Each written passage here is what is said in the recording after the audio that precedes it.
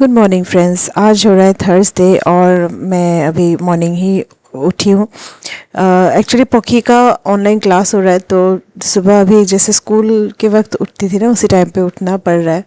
तो अभी आराम के दिन मेरे गए और उठते ही सीधे अभी पर्दे खोल रही हूँ और बाहर देख रही हूँ कि बारिश हो रही है।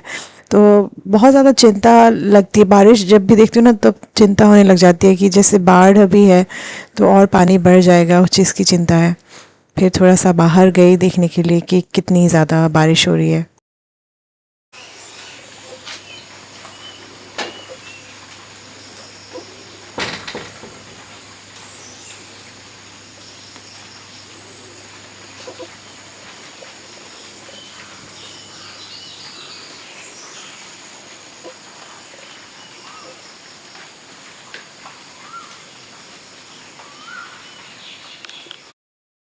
और फिर मैं आ गई थी किचन में ब्रेकफास्ट बनाने के लिए। तो आज बहुत ज़्यादा तामझाम करने का मन नहीं कर रहा था, तो मैंने एक आलू लिया, दो आलू लिए थे छोटे छोटे, उनको मैंने इस तरह से ग्रेट कर लिया था। उसमें एक प्याज मैंने काट के ऐड कर लिया था।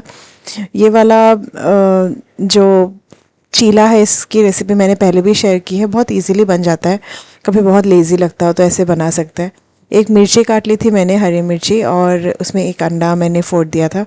उसके बाद थोड़ा सा उसमें दूध मिक्स कर दिया था और उसके बाद थोड़े उसको अच्छे से मिक्स करके थोड़े से उसमें बेसिक मैंने मसाले डाले थे, जैसे हल्दी हल्दी नमक, थोड़ा सा जीरा पाउडर, थोड़ा धनिया पाउडर और लाल मिर्च का पाउडर मैंने नहीं डाला था क्योंकि ऑलरेडी मैंने हरी मिर्च डाली थी और वो तीखी वाली थी, इसलिए मैंने उतना नहीं डाला था।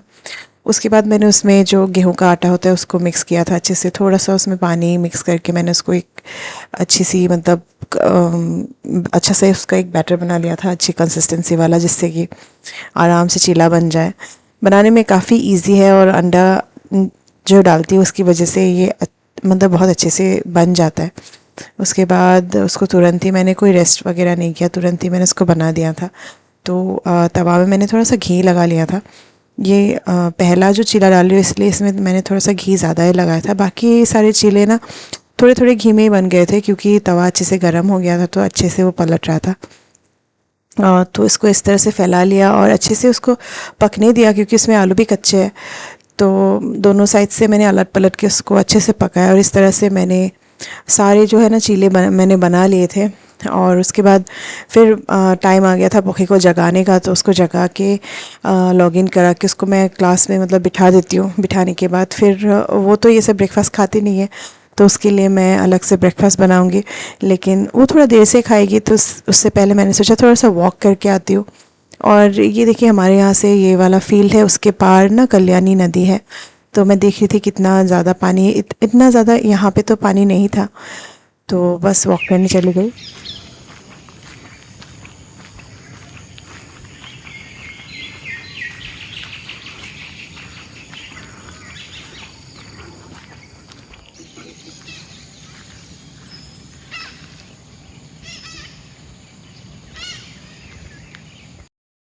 और वॉक करते करते ही रूमी का फ़ोन आ गया था कि उसको पैर में चोट लगा है, वो स्कूटी से गिर गई थी। तो वो बोली कि वो नहीं आ पाएगी। तो मैंने आके योगा अपना कर लिया था क्योंकि वॉक करने गई थी, तो एक ऑलरेडी वार्म अप हो चुका था, तो सोचा योगा मैं कर ही लेती हूँ। और योगा करते करते दिमाग में प्लानिंग कर रही हूँ कि अभी मैं क्या करूँगी, इसके बाद क्या करूँगी। तो मैंने प्लान कर लिया था कि इसके बाद मैं थोड़ी सी सफाई कर लूँगी, झाड़ू वगैरह लगा लूँगी, डस्टबिन जितने भी है वो सारे फेंक लूँगी। उसके बाद नहा के मैं लंच बनाऊँगी क्योंकि हस्बैंड को टिफ़िन भी देना था। तो सबसे पहले तो मैं सफाई करने लग गई। और आज सुबह जैसे ही उठी ना, वैसे ही मैंने सोच के ही रखा हुआ था कि आज मुझे जाना है अपने होम टाउन शिवसागर, क्योंकि जैसे बाढ़ का पानी बहुत ज़्यादा था तो रास्ता भी बीच में बंद था, हाईवे भी बंद था। अभी पानी थोड़ा सा सूख रहा है तो हाईवे खुला हुआ है, लेकिन शिवसागर में इस बार बहुत ज़्यादा ही हालत ख़राब है। मतलब बहुत ज़्यादा सफ़र कर रहे हैं। शिवसागर डिस्ट्रिक्ट में हाईएस्ट मतलब अभी बाढ़ हुआ है।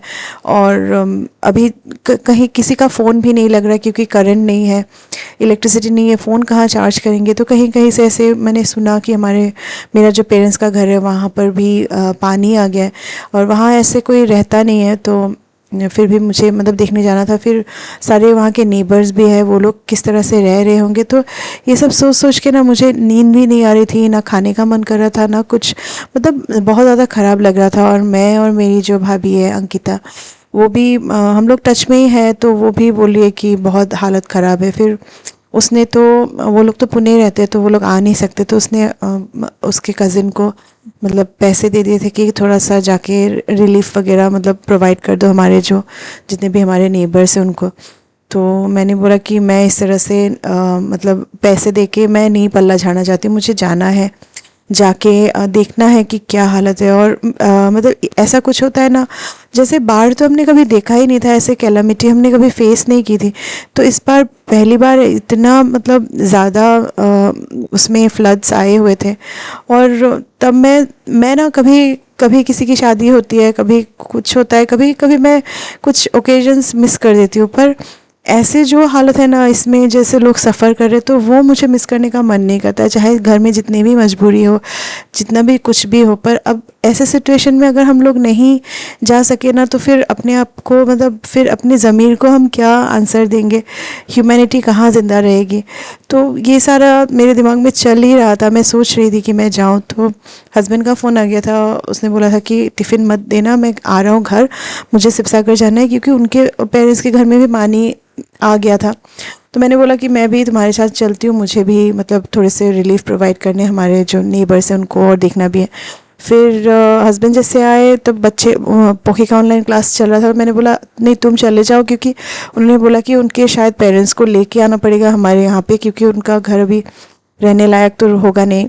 तो मैंने फिर फटाफट लंच बनाया, और मैंने पॉकी को बोला कि क्लास ख़त्म करने के बाद परी को भी बोला कि रेडी हो जाना, क्योंकि मैंने बोला मैं अपनी गाड़ी लेके जाऊंगी, क्योंकि मुझे सारे सामान भी ख़रीदने थे, तो उन सब में टाइम लग जाएगा। तो हस्बैंड पहले ही निकल गए थे और मैं लंच वगैरह करके फिर निकल गई थी। तो लंच वंच मैंने बना लिया था। फिर हस्बैंड ने फ़ोन किया कि मैं आ रहा हूँ घर, टिफ़िन की ज़रूरत नहीं है। फिर हस्बैंड आके सीधे निकल गए शिवसागर की तरफ। आज मतलब रास्ता खुला है, हमको खबर मिला है रास्ता, बीच में तो रास्ते में भी पानी आ गया था। एक्चुअली उनके घर में भी पानी आ गया है, तो वो फटाफट गए हैं, शायद उनको इवैक्यूएट करना पड़ेगा, वहाँ से यहाँ लेके आना पड़ेगा। और मेरा जो घर है, जहाँ मेरे पेरेंट्स का जहाँ घर है, वहाँ पर भी मैंने भी मुझे खबर मिला अभी कि वहाँ पर भी बहुत पानी हुआ है, लोग सारे रास्ते में आके कैंप करके ही रह रहे हैं, और उनको अभी खाने पीने का काफ़ी तकलीफ़ हो रहा है। पानी खाना कुछ भी नहीं है अभी, कोई लोग आके दे रहे, पर वहाँ तक कोई पहुँच नहीं रहा है अभी तक, रेस्क्यू के टीम वगैरह।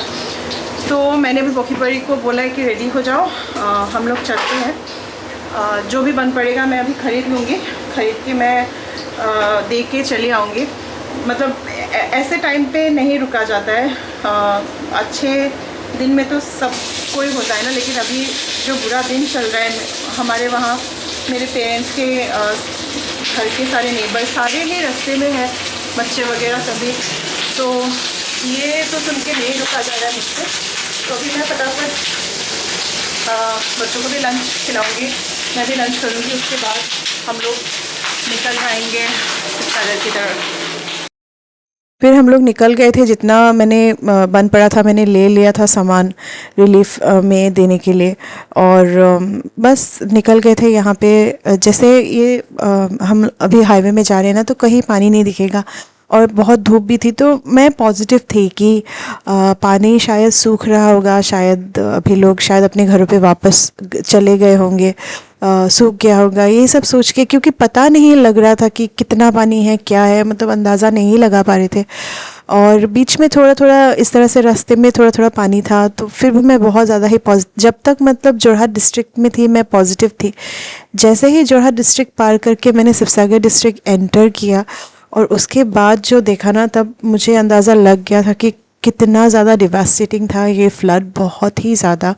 हाईवे बचा हुआ था, और हाईवे के इधर राइट लेफ़्ट सारे जगह में मतलब पानी हो गए थे, और लोग ना रास्ते के किनारे किनारे इस तरह से कैंप लगा के, टेंट लगा के सारे लोग रह रहे थे। मतलब जो हालत थी ना, मैं देख के ना मैं काँप गई थी, क्योंकि मैं सोच रही थी मैंने कभी ऐसे बाढ़ मैंने फेस नहीं किया। मैं खुद सोच रही थी कि अगर मतलब उनकी जगह मैं होती तो क्या होता, मतलब अभी तो जैसे वो लोग अपने आप को बचा के हाईवे में इस तरह से रह रहे हैं, लेकिन बाहर जब सूख जाएगा सारे उनके जो जितनी भी उन्होंने इतने साल में अपना घर बनाया था, घर के सारे सामान डूब गए हैं, सब ख़त्म हो गया है, फिर से वो लोग अपनी ज़िंदगी कैसे बनाएंगे, वो सब सोच सोच के मुझे मतलब बहुत ज़्यादा तकलीफ़ हो रही थी।